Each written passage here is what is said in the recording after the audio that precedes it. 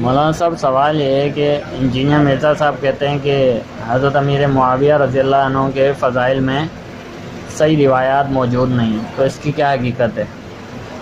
دیکھیں، یہ جو بات انجینئر محمد علی مرزا کرتے ہیں نا، یہ امام اسحاق بن راہویہ رحمہ اللہ کے حوالے سے کرتے ہیں۔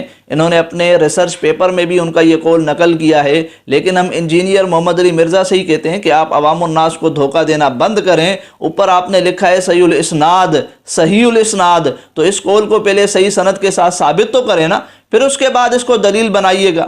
باقی یہ بات حقیقت کے بھی خلاف ہے۔ حضرت امیر معاویہ رضی اللہ تعالیٰ عنہ کے فضائل صحیح سند کے ساتھ الحمدللہ ثابت ہیں۔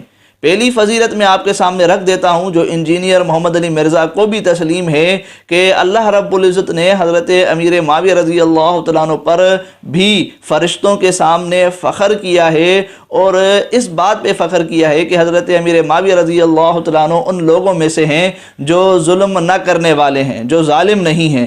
یہ حدیث مسلم شریف کے اندر ہے، حدیث طویل ہے، میں آپ کے سامنے مختصراً رکھ دیتا ہوں۔ حضرت ابو سعید خدری رضی اللہ تعالیٰ عنہ سے ہے کہ حضرت معاویہ رضی اللہ تعالیٰ عنہ فرماتے ہیں کہ ہم ایک دفعہ مسجد میں بیٹھے ہوئے تھے اور نبی علیہ الصلوۃ والسلام ہمارے پاس آئے، اور آپ علیہ الصلوۃ والسلام نے ہم سے پوچھا کہ تم کس لیے بیٹھے ہو؟ تو ہم نے جواب دیا کہ ہم اس چیز پر شکر ادا کرنے کے لیے بیٹھے ہیں کہ اللہ رب العزت نے ہمیں مرنے سے پہلے اسلام کی دولت عطا فرمائی، مرنے سے پہلے حق دکھا دیا، اس پر اللہ کا شکر ادا کر رہے ہیں۔ تو نبی علیہ الصلوۃ والسلام نے ان صحابہ سے، جن میں حضرت معاویہ رضی اللہ تعالیٰ عنہ بھی تھے، قسم لی اس بات پر۔ پھر آپ علیہ الصلوۃ والسلام نے فرمایا کہ ابھی ابھی جبرائیل علیہ السلام میرے پاس آئے تھے اور انہوں نے کہا کہ آپ کے اصحاب کی وجہ سے اللہ تعالیٰ فرشتوں کے سامنے بھی فخر فرما رہے ہیں۔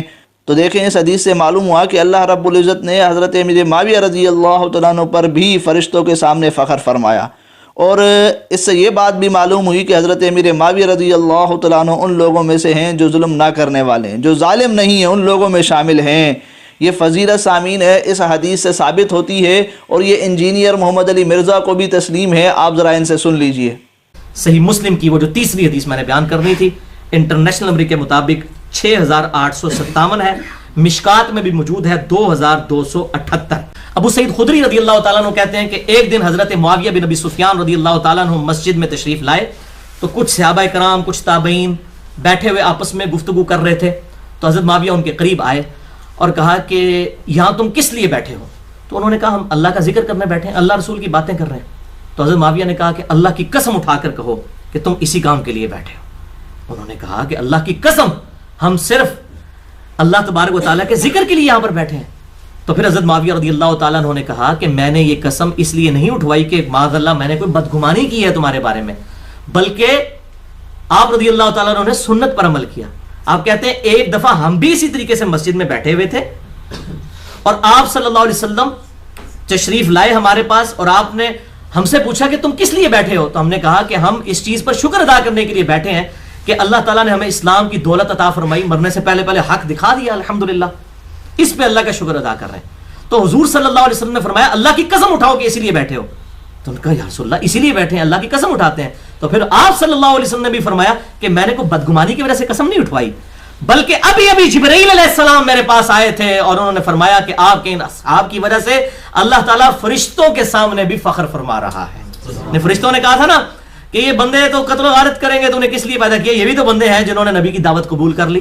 تو اس حدیث سے میرے نزدیک حضرت معاویہ رضی اللہ تعالیٰ کی یہ فضیلت ثابت ہوتی ہے، ان کی صحابیت اور ان کا اسلام لانا۔ تو سامعین آپ نے سنا، اب دیکھیں اس حدیث سے حضرت امیر معاویہ رضی اللہ تعالیٰ عنہ کی فضیلت نکلتی ہے نا، یہ مسلم کے اندر موجود ہے، بس سند صحیح موجود ہے۔ تو یہ کہنا کہ جی حضرت امیر معاویہ رضی اللہ تعالیٰ عنہ کے فضائل صحیح سند کے ساتھ ثابت نہیں ہے، یہ بات صحیح نہیں ہے۔ اسی طریقے سے ایک اور حدیث دیکھ لیجئے، یہ آپ کے سامنے مسند احمد ہے۔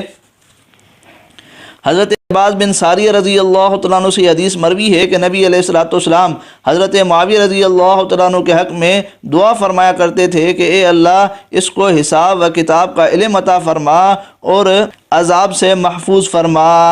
اس کی سند بھی صحیح ہے۔ اسی طریقے سے یہ تیسری حدیث دیکھ لیجئے، ترمذی ہے کہ نبی علیہ الصلوۃ والسلام حضرت معاویہ رضی اللہ تعالیٰ عنہ کے لیے یہ دعا بھی فرمایا کرتے تھے کہ اے اللہ اسے ہدایت والا اور ہدایت یافتہ بنا اور اس کے ذریعے لوگوں کو ہدایت دے۔ اس کی سند بھی صحیح ہے، جیسا کہ البانی کا آپ حوالہ دیکھ سکتے ہیں کہ انہوں نے اس حدیث کو صحیح کہا ہے۔ اسی طریقے سے یہ چوتھی حدیث دیکھ لیجئے بخاری کے حوالے سے، کہ جس میں ام حرام رضی اللہ تعالیٰ عنہ بیان کرتی ہیں کہ میں نے نبی علیہ الصلوۃ والسلام سے سنا، آپ علیہ الصلوۃ والسلام نے فرمایا تھا کہ میری امت کا سب سے پہلا لشکر جو دریائی سفر کر کے جہاد کے لیے جائے گا، اس نے اپنے لیے اللہ تعالیٰ کی رحمت و مغفرت واجب کر لی، یعنی جنت واجب کر لی۔ اب یہ پہلا بحری لشکر حضرت عثمان غنی رضی اللہ تعالیٰ عنہ کے دور خلافت میں نکلا تھا، جس کے کمانڈر حضرت معاویہ رضی اللہ تعالیٰ عنہ تھے، اور یہ بات بھی خود بخاری کے اندر موجود ہے، آپ یہ دیکھ سکتے ہیں۔ اور اس حدیث کو علامہ ابن عبد البر رحمۃ اللہ علیہ نے حضرت امیر معاویہ رضی اللہ تعالیٰ عنہ کی فضیلت میں شمار کیا ہے۔